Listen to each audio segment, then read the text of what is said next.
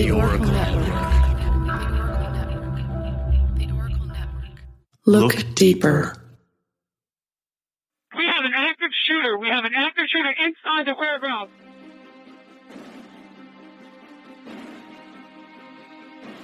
Welcome to Active Shooter, a podcast that covers the whys, the hows, and the aftermath of active shooter and mass casualty events. They have an active shooter in the building. A second call says they are being attacked. I've been shot. 1692 means we got shots fired. 4:15 AS. Route 91 sounded like an automatic firearm.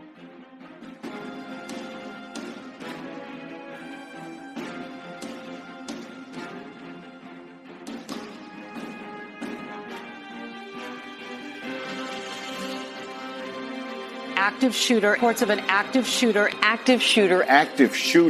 casualty incidents. Thank you for listening. You are listening to Active Shooter, a podcast that may contain adult themes, explicit language, and graphic depictions of violence. Portions of this show may be traumatic for those under 18. Listener discretion is advised. Their dreams of becoming American citizens ended today in a blaze of gunfire. A gunman went on a rampage, opening fire on immigrants taking the citizenship test in upstate New York in the city of Binghamton. The police there say he killed 13 people and wounded 4 others who are reported to be in critical condition. And then apparently he took his own life, all in just a matter of minutes. Many shootings that we have covered on this podcast have occurred in places of learning, and today's is no exception. Although it is not the typical school most people would think about. The American Civic Association, also known as the American Civic Center, is located in Binghamton, New York. It is a place of learning, but additionally, the center offers various resources and social services for immigrants and refugees. However, on the cold and rainy morning of April 3rd, 2009, it became the site of one of the deadliest mass shootings in U.S. history, despite it being one of the most unheard of. There were as many victims in the Binghamton shooting as the Columbine shooting, yet if you were to ask most people, they would probably tell you they've never heard of it. Perhaps because all of the victims were immigrants searching for their own American dream, or perhaps because the United States has become the unofficial home of mass shooting events, which have become a part of our everyday life. Regardless of the reason, 13 innocent people lost their lives, and an additional 4 people were injured horrifically and terrifyingly. Their stories deserve as much honor and attention as any of the others who have been so senselessly taken in mass murder events, those of which have been normalized as a part of our modern society. Active Shooter the Podcast is a High Five Holly production, and I'm your host, JT. If you've listened to our prior episodes, you know that the Active Shooter podcast team has taken the No Notoriety pledge, and we will not be sharing the real name of the shooters that we cover. We will be giving the shooters a pseudonym and refer to them by that name throughout the episode. This will help in clearing up any confusion in the story, while remaining true to our pledge and not naming the shooter by their actual name. In today's episode, we will be referring to the shooter as Ryan.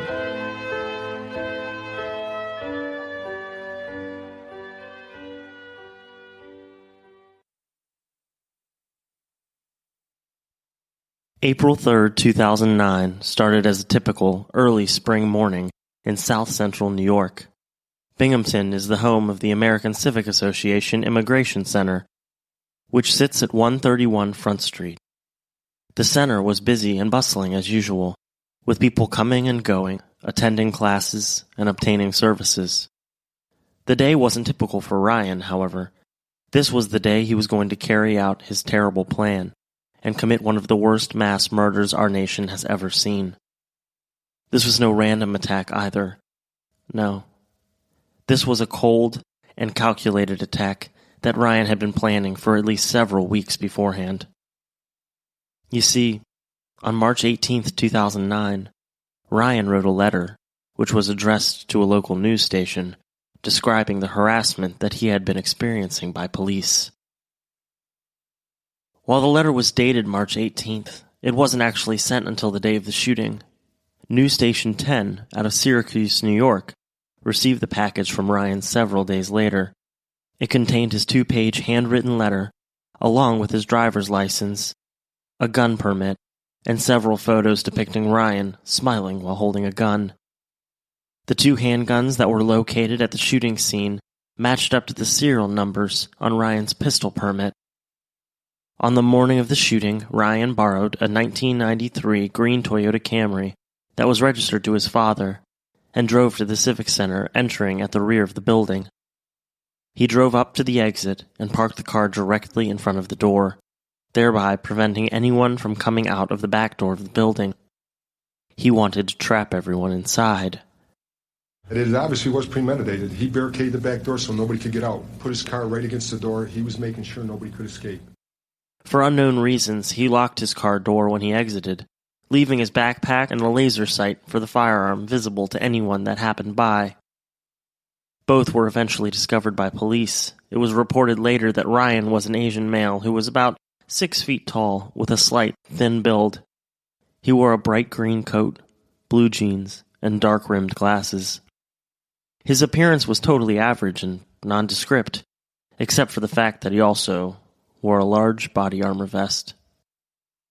After leaving the car at the back side of the building, Ryan walked to the front and entered the building by way of the main entrance.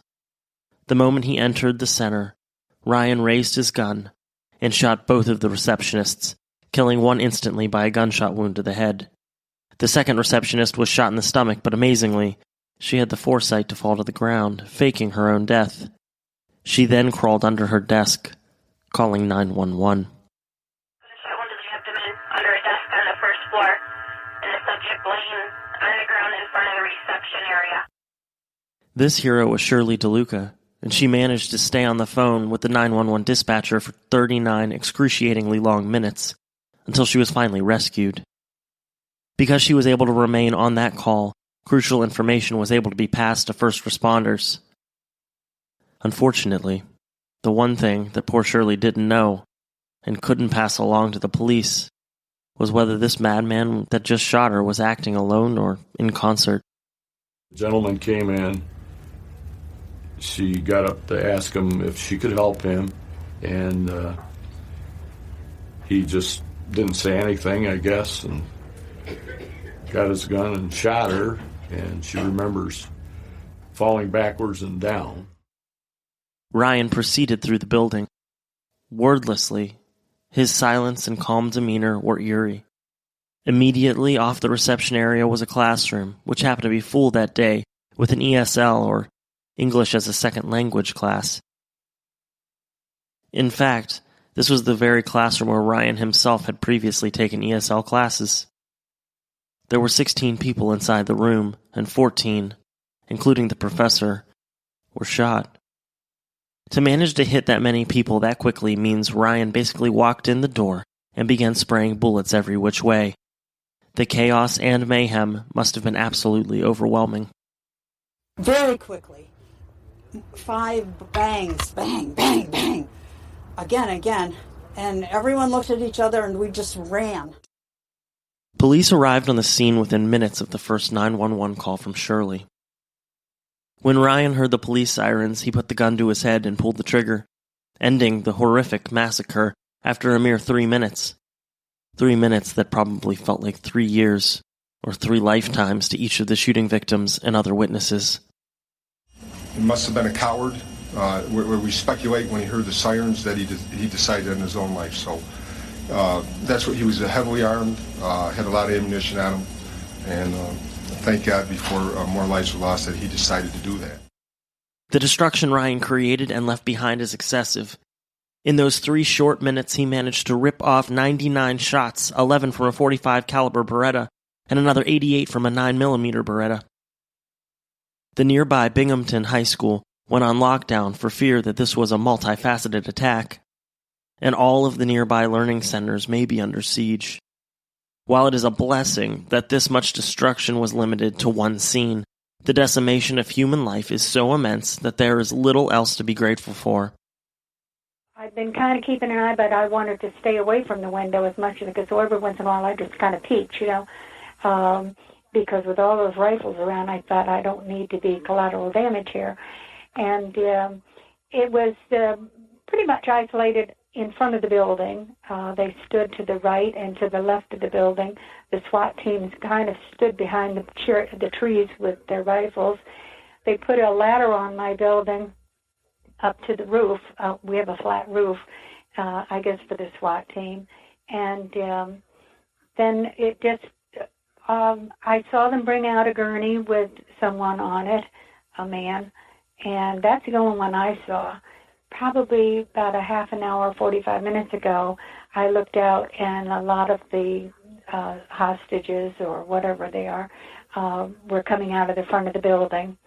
And they were being checked by the police, and then they took them somewhere else. And no, they looked fine. They looked like, and actually from what I'm understanding, and it may or may not be true, is that they had shut themselves in a closet, that they had gone in the basement and shut themselves in a closet. So evidently, I think what I'm most concerned about is that the shooter is still loose somewhere, and he's supposed to have a high-powered rifle. So that kind of worries me quite a bit, that he's possibly running around, because according to looking out the window and all, the police are coming in and out of the building and what have you, so I can't think somebody's still in there hiding. We have very low crime in this area, and I think it has to be somebody's berserk, because obviously he planned it. He blocked the back door, according to the news, with his car so no one could escape.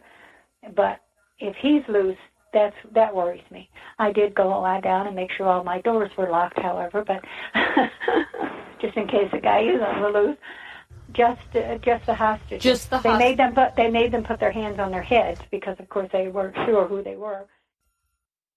After their arrival, the police waited outside of the building for the SWAT team to confirm there was no longer a threat.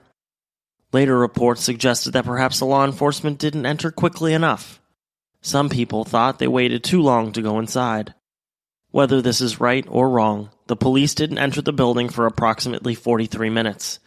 When they finally proceeded in, despite the delay in entering the center, no one was shot after the police arrived on scene, or before the SWAT team entered. The SWAT team started to move in. They moved in. All of a sudden, the first thing you see is a civilian come out in a ball in a couple people's arms. He was being carried out and rushed immediately to an ambulance. SWAT team backed out. SWAT team backs in again. They bring out another body. Because they didn't hear any gunfire after they got there, the responding officers no longer believed there was a, quote, active shooter, so they called for the SWAT team and waited for them to show up. The SWAT team arrived and entered the center at about 11:14 a.m., which was nearly 43 minutes after the initial 911 call.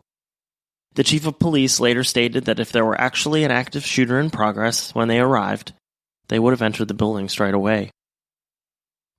After they made their entry and declared to me that particular area, not the whole building, was safe for me to enter, I did look at it. It was heartbreaking. It was very chaotic, as District Attorney Mallon also sometime after that looked, and he said he just wanted to cry. That he's been in law enforcement a number of years, seen a lot of horrific things in his time, and nothing ever like that.